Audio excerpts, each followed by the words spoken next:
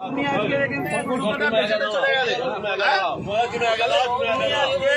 দিয়ে চলে গেলে তুমি আজকে মালগুলো বেচে দিয়ে চলে গেলে আমাদের মুসলিম ভাইরা কিনলো, কিনে রাস্তায় দাঁড়া করে কাটলো, তোমরা নিয়ে চলে যাও।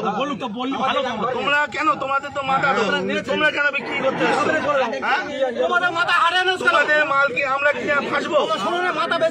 তোমরা চলে যাও, ভালো কথাই বলছি। হাট এখন বন্ধ নাই, তোমরা চলে যাও। কেউ একটা ভালো কথা বলো, এনাদের কেউ একটা কিন্তু কোনো কথা বলবে না। উপরে বলুক, উপরে বলতে বলো, করে খাই, আমরাও করে খাই।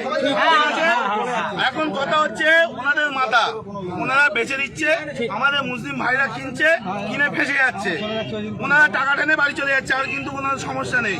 সুতরাং কেউ একটা এদের কোনো কথা বলবে না, এনারাও করে খায়। কিন্তু তোমরা মানে কাকা নিয়ে বাড়ি চলে যাও।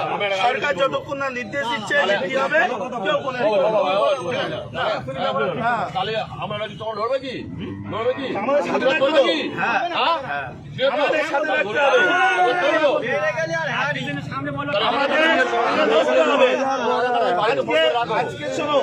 আজকে ভারতবর্ষে এই গরু এক্সপোর্টে ইন্ডিয়ার তৃতীয় নম্বরে, আর আমরা আজকে করছি অত অপরাধ আমরা করে ফেলেছি।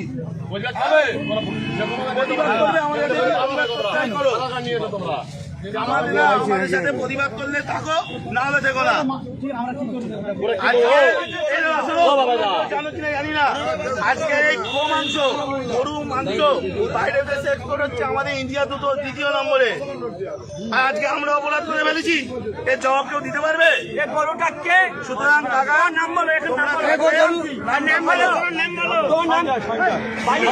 সঞ্জয়